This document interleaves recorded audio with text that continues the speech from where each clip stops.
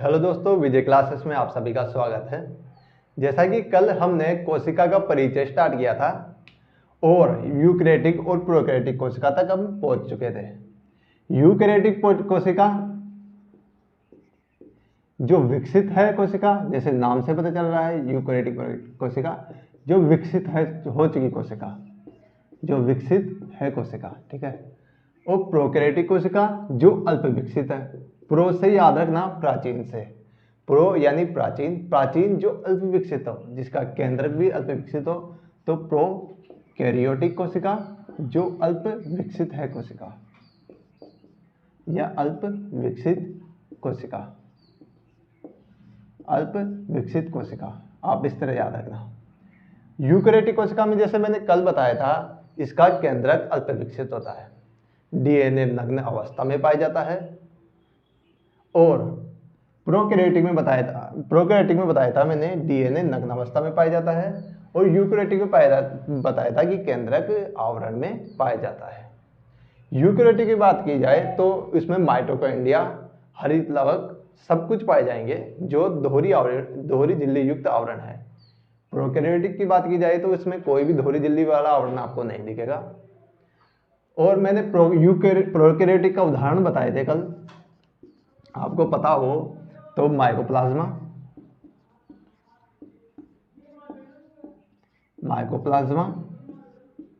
जीवाणु और नील हरित शैवाल।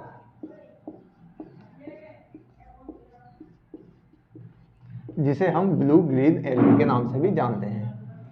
दोस्तों ये इंपॉर्टेंट है, माइकोप्लाज्मा, जीवाणु और नील हरित शैवाल किसके हैं? यूकैरियोटिक है। ये अल्प विकसित आदमी है ना, इसे पीपीएलओ भी बोलते हैं। जैसा ये इंपॉर्टेंट है, ये याद रख लेना, ये हर एग्जाम में पूछे जाते हैं। यूकैरियोटिक के एग्जाम्पल की बात कर दूं मैं तो मैंने एग्जाम्पल बताए थे जंतु और पादप कोशिकाएं, जंतु और जो पादप कोशिकाएं जो विकसित हो चुकी है, ठीक है। अब बात करें हम यूकैरियोटिक कोशिका में आगे, यूकैरियोटिक कोशिका में हम बात करें आगे तो संख्या के आधार पर बात करें, कोशिका की संख्या के आधार पर कोशिकाएं दो प्रकार की होती है। पहली एक कोशिकीय जंतु और दूसरे होते हैं बहुकोशिकीय जंतु।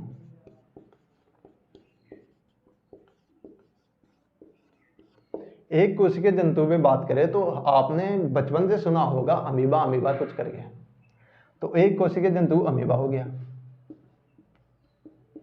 ये अमीबा एक कोशिकीय जंतु है और ये एक कोशिका से ही पूरा काम करता है, जिसमें श्वसन हो गया, पाचन हो गया, चलना फिरना हो गया, सब एक कोशिका में ही कंप्लीट करता है। अगर बहुकोशिकीय की बात करें अपन तो इसमें जीव अपने पादप और मनुष्य आ गया, जीव जंतु आ गए, सारे सम्मिलित इसमें बहुकोशिकीय में हो गए, ठीक है। अब बहुकोशिकीय में भी बात करें तो बहुकोशिकीय में भी ये भी दो प्रकार के होते हैं। बहुकोशिकीय जैसे मैंने बताया जंतु कोशिका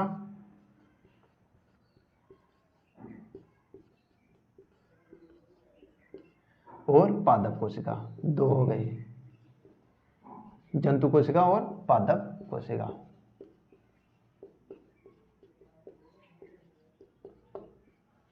तो एक कोशिका का उदाहरण मैंने बताया अमीबा, ये चलना फिरना सब कुछ एक कोशिका से ही करते हैं, इसलिए इसे एक कोशिकीय जंतु बोलते हैं। बहुकोशिकीय मैंने उदाहरण बताया जंतु कोशिका और पादप कोशिका, जो बहुकोशिकीय होते हैं।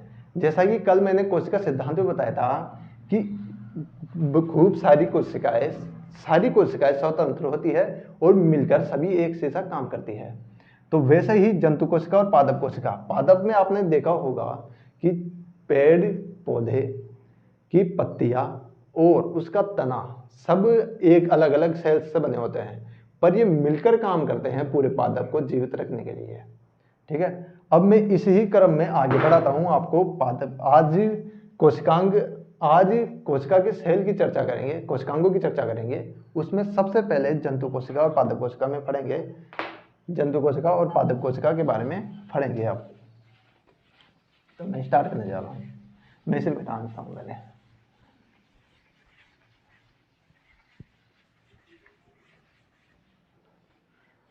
जंतु कोशिका और पादप कोशिका। सबसे पहले जंतु कोशिका और फिर पादप कोशिका, पादप कोशिका, पादप कोशिका और जंतु कोशिका, पादप कोशिका और जंतु कोशिका।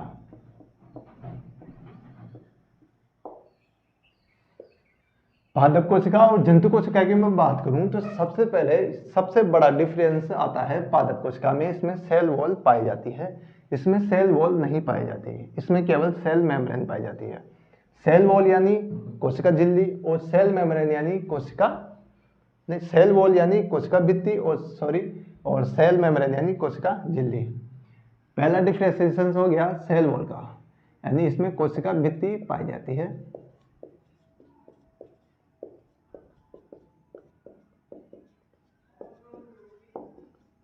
सबसे पहले कोशिका भित्ति पाई जाती है, इसमें कोशिका भित्ति नहीं पाई जाती है।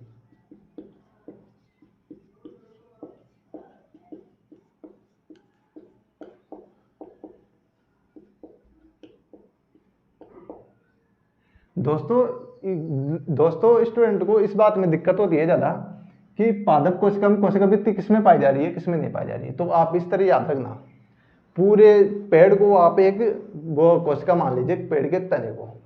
जब आप पेड़ के तने को कोशिका मानोगे तो आपने देखा होगा उसमें छाल होती है, छाल को आप कोशिका भित्ति मानिएगा।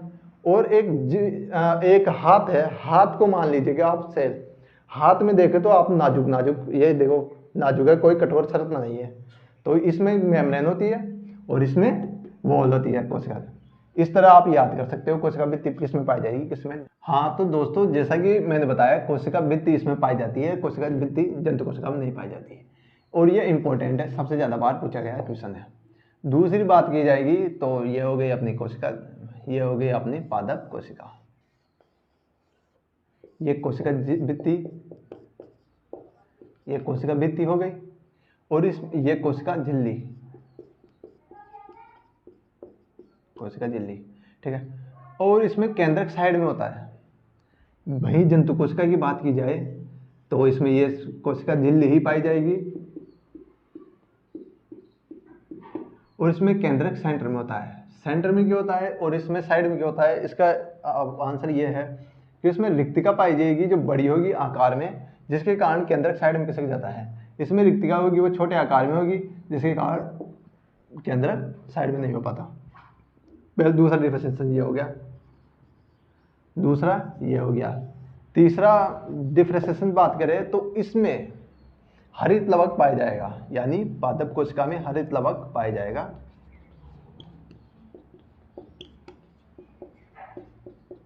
और जैसा कि आपको पता है जंतु कोशिका में हरित लवक पाने की वो ही नहीं होती।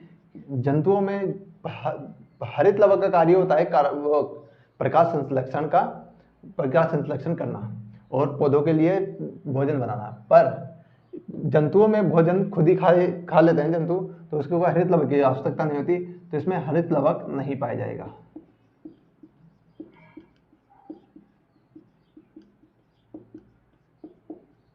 हरित लवक नहीं पाया जाएगा। चौथी बात करें हम जंतु कोशिका की तो इसमें गोल्जी बॉडी पाई जाएगी जो विकसित होगी, गोल्जी बॉडी विकसित, इसे गोल्जिकाई भी बोलते हैं, विकसित होगी। इसमें अपन पादप कोशिका की बात करें तो इसमें गोल्जी बॉडी या गोल्जिकाय पाई तो जाएगी पर ये अल्प विकसित होगी,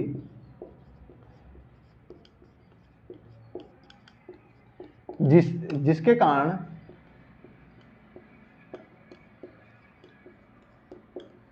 इसे डिक्टियोसोम भी बोलते हैं।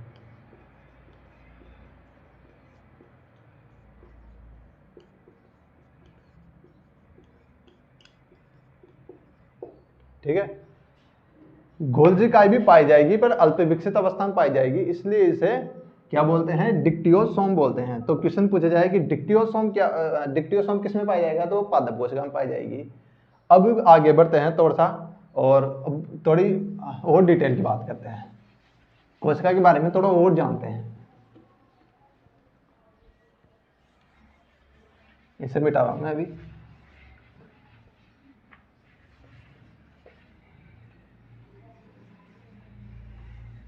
जैसा कि मैंने डिप्रेशिएशन बताया था, उसके बाद में हम बात करते हैं थोड़ी सी पादप कोशिका ही दे लेते हैं एक बार वापस से।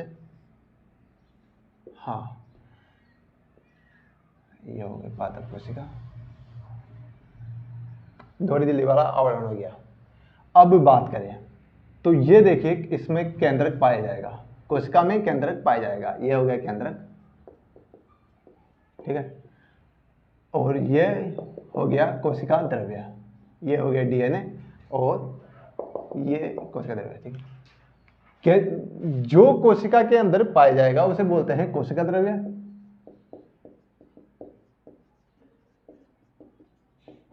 और जो केंद्र के अंदर द्रव्य पाया जाएगा उसे बोलते हैं केंद्रक द्रव्य, केंद्रक द्रव्य, ठीक है। कोशिका द्रव्य, साइटोप्लाज्म, केंद्रक द्रव्य, प्रोटोप्लाज्म, ठीक है। अब बात करते हैं आगे, इन दोनों को मिला दिया जाए तो इन्हें बोलते हैं जीव द्रव्य। इन दोनों को मिला, कोशिका द्रव्य और केंद्रक द्रव्य को अगर मिला दिया जाएगा तो बोलेंगे उसे जीव द्रव्य, ठीक है।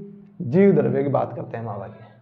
जीव द्रव्य जरूरी इसलिए है क्योंकि जीव द्रव्य में ही सारे लाइसोसोम हो गया, लाइसोसोम, माइटोकॉन्ड्रिया, डीएनए आदि सब द्रव्य में पड़े होते हैं, और जब तक द्रव्य नहीं होगा तो ये खत्म हो जाएंगे, इसलिए जीव द्रव्य बहुत ज्यादा जरूरी है। जीव द्रव्य को जीव द्रव्य सिद्धांत में ये बोला गया था कि यह जीव द्रव्य शरीर के लिए बहुत आवश्यक है। अब जीव द्रव्य की बात करते हैं। जीव द्रव्य है तो मैंने कल क्या क्या पढ़ाया था वो आपको याद है या नहीं है, तो मैं बताता हूँ, एक बार रिपीट कर देता हूँ कल जीव द्रव्य के बारे में। जीव द्रव्य की खोज किसने की थी? जीव द्रव्य की खोज की थी डुजार्डिन ने, ठीक है। नामकरण किसने दिया था जीव द्रव्य का? पुरकिंसे।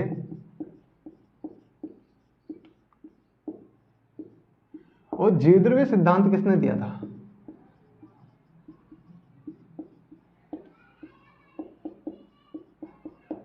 वो दिया था डॉक्टर बेरी और मैक्स सुल्ज ने। आई होप आपको याद हो। याद कैसे करें? याद इस तरह किया जा सकता है जैसे डुजार्डिन, राजस्थान में एक चीज बोल जाती है, अगर बोतल भर जाती है तो भाई इसका तो वो डूजाई लग गया, भर गया ये तो बहुत ज्यादा, तो डूजा लग गया, जीव द्रव्य है तो भर गया जीव द्रव्य, तो डुजार्डिन, पुरकिंसे, नामकरण पुरकिंसे हो गया। जीव द्रव्य सिद्धांत कैसे याद करेंगे? जैसे एक गुब्बारा है कोशिका झिल्ली, उसमें भरा हुआ है जीव द्रव्य। जीव द्रव्य को कोई आके सुल बोलते हैं कांटे को, राजस्थानी भाषा में कांटा चुबा दिया, जो आपका बेरी होगा वो, तो जो बेरी होगा वही कांटा चुबाएगा जीव द्रव्य के। तो जीव द्रव्य की जो कांटा चुबाए उसे बोलेंगे डॉक्टर बेरी और मैक्स सुल्ज, इस तरह याद रखते हैं। हाँ, तो नामकरण हो गया पुरकिंसे, जीव द्रव्य सिद्धांत दिया डॉक्टर बेरी और मैक्स सुल्ज ने। जीव द्रव्य सिद्धांत में क्या किया गया था? जीव द्रव्य सिद्धांत में कहा गया था कि सारे जीवों का जीव द्रव्य संगठन समान होता है। क्या कहा गया था? सारे जीवों का, सभी जीवों का, सारे यानी सभी जीवों का जीव द्रव्य संगठन समान होता है। अब मैंने संगठन की बात आई तो मैंने कल संगठन भी बताया था। इनका संगठन में क्या होता है? इनका संगठन की बात करें तो जल और अन्य पदार्थों का संगठन होता है। ये याद रखना आप, 80% जल होता है अनुपात में, और ये 20% अन्य पदार्थ होते हैं। कार्बनिक और अकार्बनिक भी बताया था मैंने कल, याद हो तो कार्बनिक का होता है, अकार्बनिक होगा 81% और कार्बनिक होगा 19%, ठीक है। तो जीव द्रव्य सिद्धांत हो ही गया। अब आगे बढ़ते हैं। जैसे मैंने बात कर दी, अब कोशिका द्रव्य की बात होगी, केंद्र की बात होगी, जीव द्रव्य क्या हो गया? कोशिका द्रव्य और केंद्रक द्रव्य मिलकर ही जीव द्रव्य बनाते हैं। कोशिका द्रव्य प्लस केंद्रक द्रव्य मिलकर क्या बनाएंगे? जीव द्रव्य। तो आपसे पूछ दिया जीव द्रव्य क्या होता है तो बता देना कोशिका द्रव्य और केंद्रक द्रव्य ही जीव द्रव्य होता है, ठीक है। अब आगे बढ़ते हैं। अब कोशिका के अंदर चर्चा करते हैं, कोशिका में क्या क्या चीज है। तो सबसे पहले बाहर से अंदर की साइड चलेंगे। बाहर से अंदर साइड चलेंगे, इसका मतलब सबसे पहले अपन चलेंगे कोशिका झिल्ली पे, ठीक है। तो मैं इसे अभी थोड़ा रफ कर रहा हूँ, मिटा रहा हूँ, फिर मैं आपको डिटेल समझाता हूँ। थोड़ा इसे रफ कर दूँ पहले।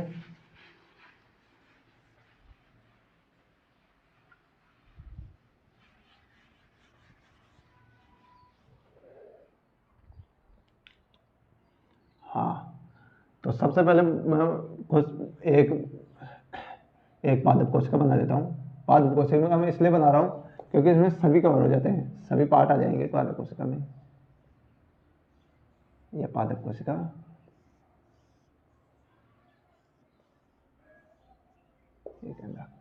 सबसे पहले कोशिका झिल्ली। हाँ तो दोस्तों अपन कोशिका के अंदर चलते हैं, बाहर से अंदर की साइड का भ्रमण करेंगे। सबसे पहले आएगा अपने कोशिका भित्ति। अच्छा, कोशिका भित्ति, सबसे पहले कोशिका भित्ति आएगी। कोशिका भित्ति क्या है? ये एक कोशिका भित्ति केवल पादप कोशिका में पाया जाता है। सबसे इंपॉर्टेंट क्वेश्चन आपको पता ही है, मैं इतनी देर से रिपीट भी कर रहा हूँ। ये केवल पादप कोशिका में ही पाई जाएगी।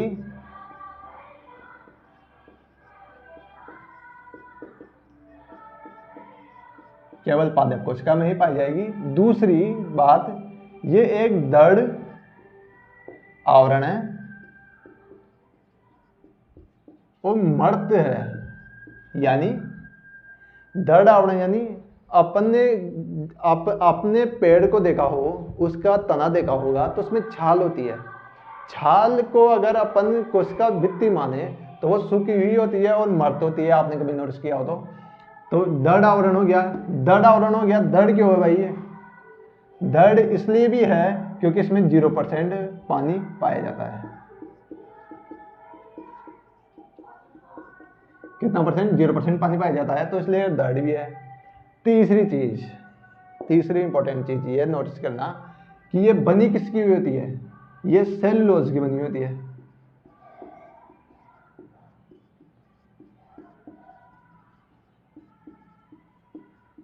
ये बनी होती है सेलुलोज की। अच्छा, सेलुलोज की बनी होती है। हाँ चलो ठीक है, सेलुलोज की बनी होगी। पर सेलुलोज की बात करें तो पेड़ पौधे सबसे ज्यादा पाए जाते हैं पृथ्वी पर। तो जब पृथ्वी पर सबसे ज्यादा पेड़ पौधे पाए जा रहे हैं तो सेलुलोज की मात्रा भी सबसे ज्यादा पाई जाएगी। तो पृथ्वी पर सबसे ज्यादा सेल संकरा कौन सी पाई जाती है? पृथ्वी पर सबसे ज्यादा संकरा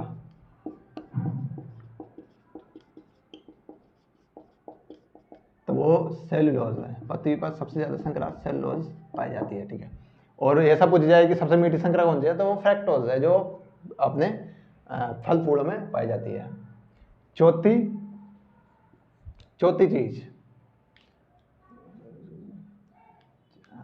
चीज इसका कार्य, ये क्यों बनी हुई है, इसको बनाया क्यों गया है? क्योंकि ये देखो, बात की जाए अपने खाल की या उसकी बात की जाए तो रक्षा के लिए बनी हुई है। पहली चीज रक्षा, आकार देना है। कोशिका की रक्षा के लिए पेड़ पौधे बाहर होते हैं तो प्रकृति ने इसको ये प्रोटेक्शन प्रदान की है, क्योंकि इसकी रक्षा हो जाए, पेड़ पौधे की रक्षा हो जाए और आकार देना। इनका फिक्स साइज होता है, ये फिक्स साइज होती है, पादप कोशिका की फिक्स साइज होती है, इसलिए भी ये कोशिका भित्ति होती है। अगर जंतु की बात की जाए तो जंतुओं में सेल की कोई फिक्स साइज नहीं होती, आकार प्रकार फिक्स नहीं होता, तो उनमें कोशिका झिल्ली ही पाई जाती है। ठीक है, आगे बढ़ते हैं। अब ये कितने प्रकार की होती है?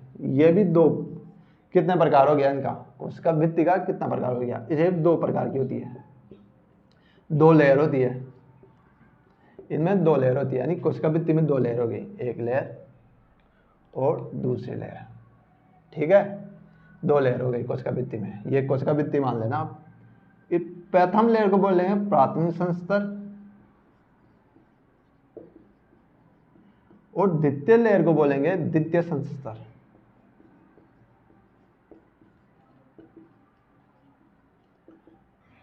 प्राथमिक संस्तर जो किससे बना होता है? जो सेलुलोज से, पैक्टिन, सुबेरिन और हेमिसेलुलोज।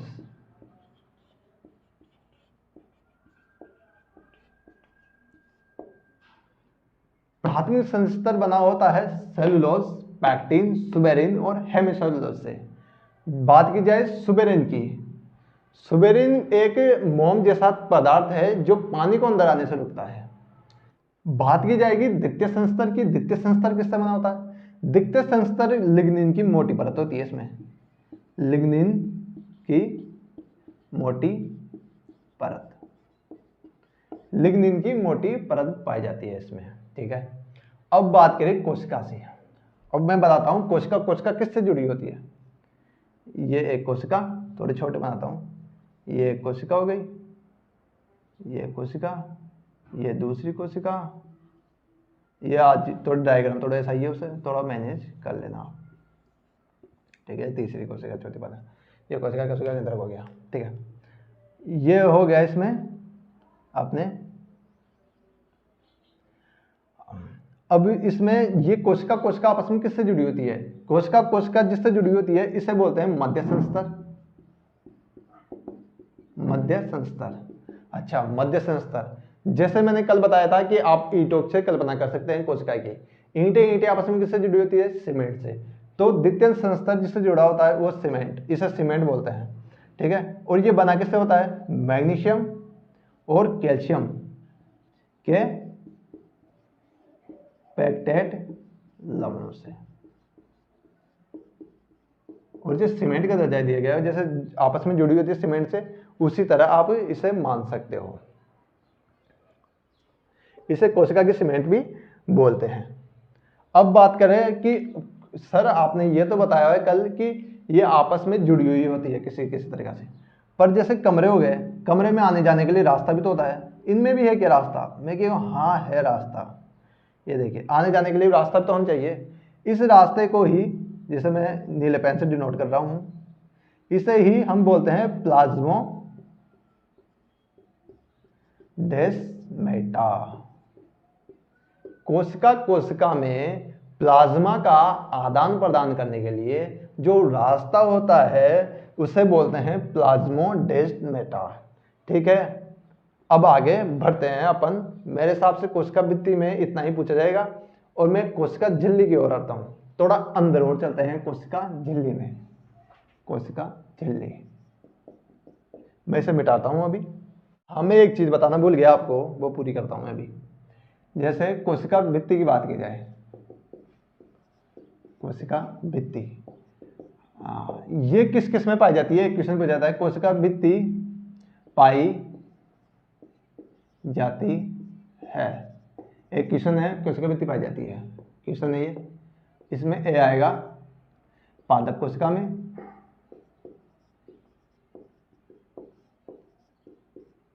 बी आएगा कवक में, सी आएगा अपने जीवाणु में, हाँ जीवाणु में, और डी आएगा उपरोक्त सभी। तो आपका आंसर क्या होगा? दोस्तों मेरे हिसाब से आप पादप कोशिका दोगे, पर जब भी उपरोक्त सभी आ जाए तो आप एक चीज का ध्यान रखना कि उपरोक्त सभी पर ही क्लिक करना। क्यों? क्योंकि पादप कोशिका में भी पाई जाती है, और जीवाणु कोशिका में भी, और कवक कोशिका में भी कोशिका भित्ति पाई जाती है। तो पादप कोशिका में किसकी बनी होती है? सेलुलोज की। कवक में, कवक वो होती है जो अपने बेड पकौड़ा होता है, जो ज्यादा दिन तक पड़े होते हैं तो उसमें कवक लग जाती है, काली फफूंद लग जाती है, उसमें कीड़े कीड़े होते हैं। तो कीड़े से कैसे याद रखना, कैसे? काइटिन, काइटिन की बनी होती है। जीवाणु कोशिका की बात की जाए तो ये बनी होती है पेप्टिडोग्लाइकन से। पेप्टिडोग्लाइकन।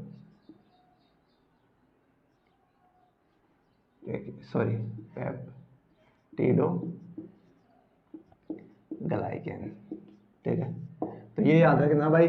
पादप कोशिका की कोशिका भित्ति किससे बनी होती है? सेलुलोज से, जो मैंने बताया चुका हूं मैं। कवक की कोशिका भित्ति किससे बनी होती है? काइटिन से। और जीवाणु कोशिका भित्ति किससे बनी होती है? पेप्टिडोग्लाइकन से बनी होती है। चलिए अब आगे बढ़ते हैं। हमने कोशिका भित्ति के बारे में सब कुछ जान लिया, अब अंदर की साइड चलते हैं, तो कोशिका झिल्ली की साइड चलते हैं। दोस्तों कोशिका झिल्ली की बात करें अपन, तो कोशिका झिल्ली सभी में पाई जाती है, कॉमन है, कोशिका झिल्ली सब में पाई जाएगी। जंतुओं में पाई जाएगी कोशिका झिल्ली, और पादपों में भी कोशिका झिल्ली पाई जाएगी। ठीक है, कोशिका झिल्ली। अच्छा, कोशिका झिल्ली। दोस्तों अब अंदर की साइड चलते हैं। हाँ, कोशिका भित्ति के बाद में थोड़ा अंदर चलते हैं, तो उसके बाद में आएगी कोशिका झिल्ली। इसके उपनाम खूब सारे हैं। एग्जाम्पल, इसे सेल मेम्ब्रेन भी बोलते हैं, इसे प्लाज्मा लेमा भी बोलते हैं, प्लाज्मा लेमा भी बोलते हैं, और इसमें प्लाज्मा झिल्ली भी बोलते हैं या मेम्ब्रेन। ठीक है, 3 नाम हो गया इसके। कोशिका झिल्ली की बात की जाए तो कोशिका झिल्ली जाते हैं पॉलिथीन में सब्जी, टमाटर, मिर्ची सब कुछ डाल के देते हैं। वो एक लचीली सी पन्नी होती है सफेद वाली, बहुत नॉर्मल, आपको पता होगा, उससे कोशिका झिल्ली मान लेते हैं अपन अभी के लिए। तो वो कोशिका झिल्ली हो गई, वो नॉर्मल हो गई। ठीक है, तो वो कोशिका झिल्ली हो गई। ठीक है, आपने टमाटर सुना होगा, टमाटर देखा होगा, टमाटर होता है लाल लाल। ठीक है, जैसे बोलते हैं बच्चे लाल लाल हो गए, तो ऐसे लाल लाल की फोटो खींचने की ज़्यादा मन करता है लोगों का। ऐसे टमाटर जैसे लड़के होते हैं ना, उसके फोटो खींचने की ज़्यादा मन करता है, लड़का हो या लड़की हो, है ना, उसके कैमरा मैन ज़्यादा फोटो खींचता है। तो उसकी कोशिका झिल्ली की खोज किसने की थी? तो ये ट्रिक थी एक, जैसे कैमर नाम का एक व्यक्ति हुआ, इसने कोशिका झिल्ली की खोज की थी। आप इस तरह याद रखना, किस में की थी? वो आरबीसी में की थी, रेड ब्लड सेल में की थी। इस तरह याद रखना आप। टमाटर लाल, आरबीसी के मतलब लाल लाल टमाटर, है ना, उस कैमरा से जो फोटो खींचने की इच्छा ज़्यादा होती है, इसलिए कैमरा। तो कैमर ने की थी आरबीसी में सेल मेम्ब्रेन या कोशिका झिल्ली की खोज सबसे पहले की थी। अब ये बनी किससे होती है? क्वेश्चन ये पूछा कि भाई कोशिका झिल्ली बनी किससे, निर्माण किससे होता है? इसका निर्माण यही पूछा जाता है सबसे ज़्यादा, निर्माण किससे होता है? कोशिका झिल्ली की बात करें या अपन किसी भी चीज़ की बात करें, चलो, तो मोटा आदमी होता है ना, तो वो लपलपा सा होता है। वो किस लिए होता है? अभी मैं मोटा नहीं हूँ, पर मेरे को कहते हैं कि घी खा। घी क्या होता है? वसा होती है। ठीक है, तो अगर किसी भी प्लाज्मा झिल्ली की बात करें, प्लाज्मा झिल्ली होती है, लचीली झिल्ली होती है। ठीक है, अब प्लाज्मा झिल्ली लचीली झिल्ली होगी, लचीली किससे बनेगी? जीवों में बनेगी लचीली चीज, किसी भी लचीली वसा से। प्लस अब जीवों में जैसे वैसे बोलते हैं मजबूती के लिए, मसल्स बनाने के लिए प्रोटीन खाना चाहिए। ठीक है, तो वसा, ये क्या हुआ, कोशिका झिल्ली मजबूत है और लचीली है, तो मजबूत किससे बनेगी? प्रोटीन से। तो अब ये ट्रिक थी अभी। तो निर्माण कैसे होगा? ये वसा और प्रोटीन से कोशिका झिल्ली का निर्माण होता है। इसे मिक्स करके बोल देते हैं लिपोप्रोटीन। बायोलॉजी थोड़ा स्वैग वाला वो है, जो सब स्वैग स्वैग में से लिपोप्रोटीन बोलते हैं। लिपोप्रोटीन कुछ नहीं, इंग्लिश में इसे बोलते हैं लिपिड, वसा को लिपिड, और ये प्रोटीन का मिक्सर लिपोप्रोटीन हो गया। ठीक है, अब आगे बढ़ते हैं। देखो, सेल कोशिका झिल्ली की बात की जाए तो ये बनी होगी एक तो वसा और दूसरी प्रोटीन। वसा कौन सी वसा होगी? इसमें पाई जाएगी फास्फोरस, फास्फोलिपिड पाई जाएगी। वसा या लिपिड बताते हैं ना, लिपिड बोलते हैं इसे, आप कहीं कंफ्यूज हो जाए, मैंने लिखा नहीं था। लिपिड हो गया इसमें कौन सा? फास्फो, कौन सा लिपिड आएगा? फास्फोलिपिड। ठीक है, चलो फास्फोलिपिड हो गया। अब प्रोटीन में, प्रोटीन की बात की जाए या इसकी स्ट्रक्चर की बात की जाए, इसमें प्रोटीन हो गया। अब इसकी स्ट्रक्चर की बात करते हैं अपन। तो ये देखिए, इसके स्ट्रक्चर मैं बनाता हूँ अभी, थोड़ा टाइम लगेगा आपको, थोड़ा मेरे को बस अभी बना के तैयार करता हूँ। थोड़े स्ट्रक्चर को लेके जाता हूँ आपको, फिर प्रोटीन के बारे में बताऊँगा। ठीक है, थोड़ा ढंग सा लगे, थोड़ा टाइम लग रहा है पर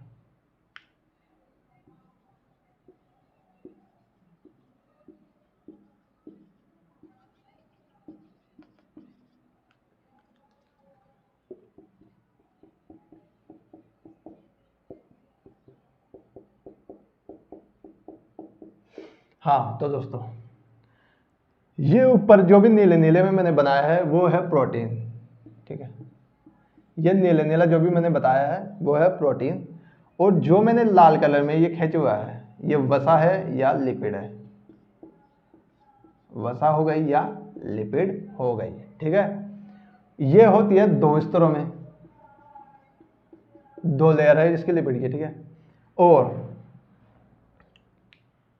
मैं हरा यूज लगा रहा हूं, यहां से लेके यहां तक,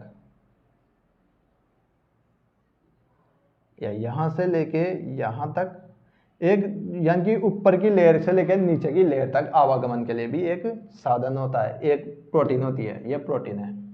ठीक है, अब ये प्रोटीन क्या काम करती है, ये प्रोटीन यहाँ से वो लेगी सामान को और अंदर तक पहुँचा देगी। ठीक है, ये चैनल है ये, और ये दोहरी, ये प्रोटीन हो गया, ये प्रोटीन हो गया, ये प्रोटीन होगा।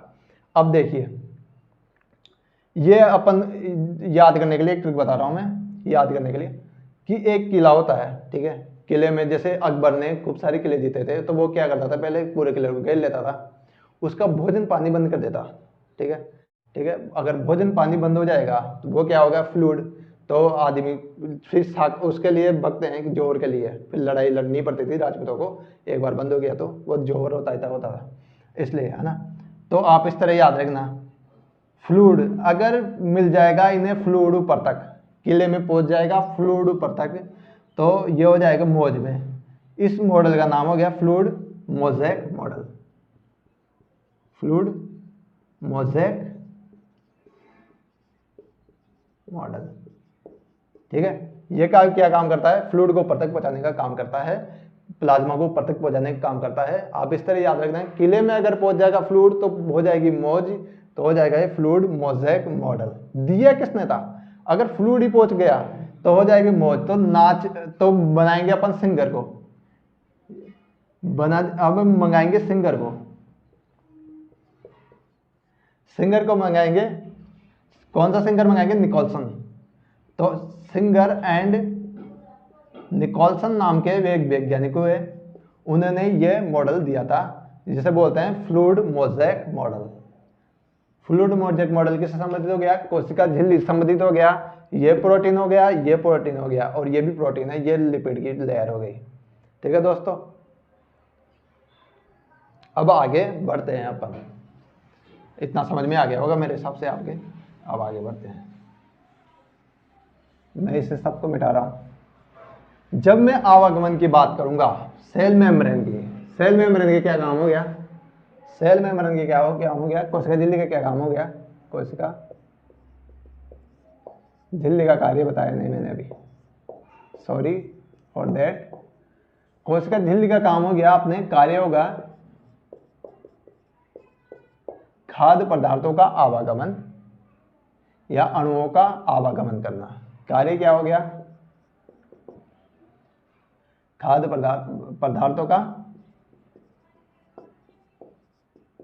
आवागमन करना। अच्छा, खाद्य पदार्थों का आवागमन करना, हाँ चलो, खाद्य पदार्थों का आवागमन करना इसका कार्य हो गया। आवागमन करती है ये, पर ये चयनात्मक तरीके से, किसको भेजना है किसको नहीं भेजना। अब भेजने और नहीं भेजने से अपन दो तरीके से निकाल सकते हैं इस चीज को, किसको भेजना है किसको नहीं भेजना। पहला तरीका अपना हो गया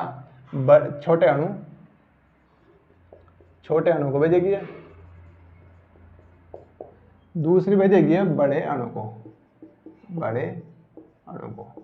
ठीक है, छोटे अणु को भेजेगी। ठीक है, छोटे अणु कौन कौन से, ग्लूकोज, जल और अकार्बनिक पदार्थ। अच्छा, ये छोटे अणु को भी तीन तरीकों से भेजती है, कौन से तरीके, एक तो परासरण, दूसरा विसरण,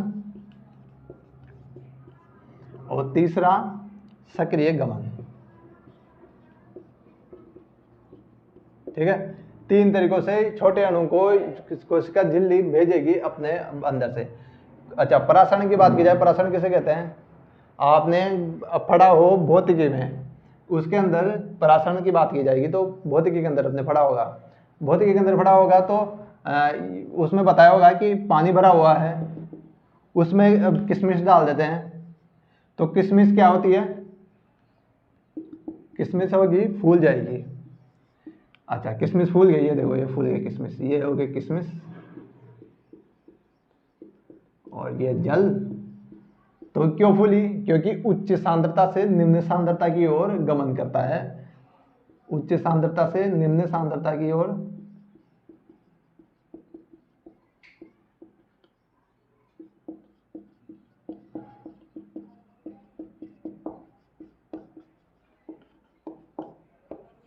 जल के गमन करने से। अच्छा, उच्च सांद्रता से निम्न सांद्रता की ओर, यानी जल का यहाँ पर उच्च सांद्रता है, किशमिश में जल की मात्रा कम है, पहली बात। दूसरी बात, अब जल की मात्रा बढ़ गई और इसमें तो बराबर लेवल हो गया तो रुक गया। अगर इसमें नमक में डाल देंगे इसे किशमिश को, तो नमक में पानी कम है तो ये वापस से सिकुड़ जाएगी। इस तरह याद रखना, परासरण यही होता है। मैं और डिटेल में बताऊंगा आगे आपको। विसरण की बात की जाएगी अपने, विसरण की, तो विसरण क्या होता है? विसरण होता है गैसों का। एक आदमी होता है, एक आदमी है, वो खाली कमरे में अगर परफ्यूम लगा दिया जाता है तो सब नोटिस करने लग जाते हैं, सबकी नाकें ऊपर हो जाती है। वो होता है परासरण। विसरण वो होता है विसरण, यानी गैसों का फैलना ही विसरण कहलाता है। क्या? गैसों का। अब आप बोलोगे कि इस विसरण से कौन सी कोशिका कौन सा भोजन मिलता है, ये क्यों विसरण क्यों होता है? ऑक्सीजन और CO2 का और अन्य गैसों का इसमें विसरण पाया जाता है। सक्रिय गमन क्या होता है, ये इंपॉर्टेंट, ये देखो सक्रिय गमन क्या होता है। सक्रिय गमन होता है अपने, ये होता है नेचर के विपरीत। नेचर क्या कहती है? उच्च सांद्रता से निम्न सांद्रता की ओर जाएगा जल, पर सक्रिय गमन कहता है कि ये उच्च सांद्रता से नहीं, निम्न सांद्रता से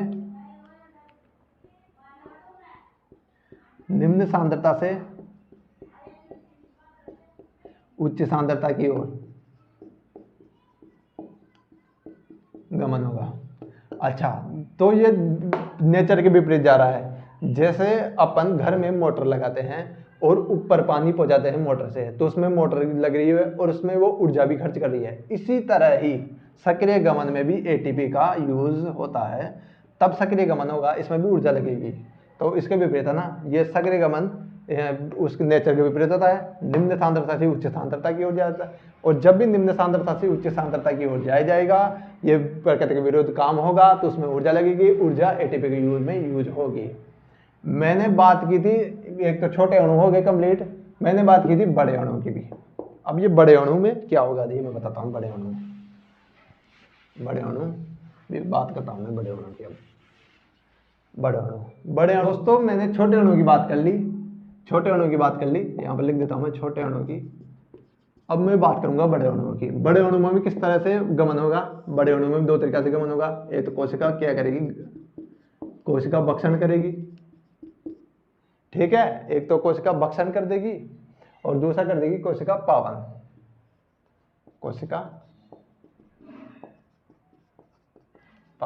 ठीक है, एक तो कोशिका भक्षण करेगी और एक कोशिका पावन करेगी। कोशिका भक्षण को बोलते हैं फैगोसाइटोसिस। ठीक है, ये याद रखना भाई, कोशिका भक्षण को क्या बोलते हैं, तो फैगोसाइटोसिस भी आ सकता है। इसे क्या बोलते हैं? फैगोसाइटोसिस।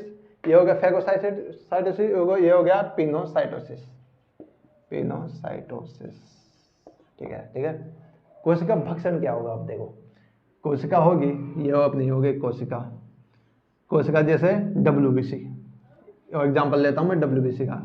ये WBC हो गई, ये हो गई WBC, ठीक है। यहाँ पर हो गया एंटीजन। जब भी एंटीजन आएगा ये खाने की कोशिश करेगी, ये देखो इस तरह इसे लेगी, फिर अपने अंदर ले लेगी। है आगे बढ़ता हूँ मैं, आगे चेंज, रुको 1 मिनट, हाँ, और ये पूरा अंदर ले लेगी अपने। तो ये एंटीजन अंदर आ गया, ये एंटीजन है ना, ये एंटीजन है, ये WBC कोशिका हो गई, ये एंटीजन हो गया। तो ये कोशिका भक्षण ये हो गया, WBC समझ सकते हैं, उसे फैगोसाइटोसिस बोलते हैं। पिनोसाइटोसिस क्या हो गया? कोशिका पावन क्या हो गया, यानी कोशिका पदार्थ तरल, कोशिका है ना तरल पदार्थों को अपने अंदर लेती है, उसे या अवशोषण करती है, उसे कोशिका पावन या पिनोसाइटोसिस कहते हैं। दोस्तों आज के लिए केवल इतना ही, अगली क्लास में मैं इससे आगे से कंटिन्यू करूंगा। आपको मेरा वीडियो अच्छा लगे तो लाइक कीजिए, शेयर कीजिए और सब्सक्राइब कीजिए। धन्यवाद।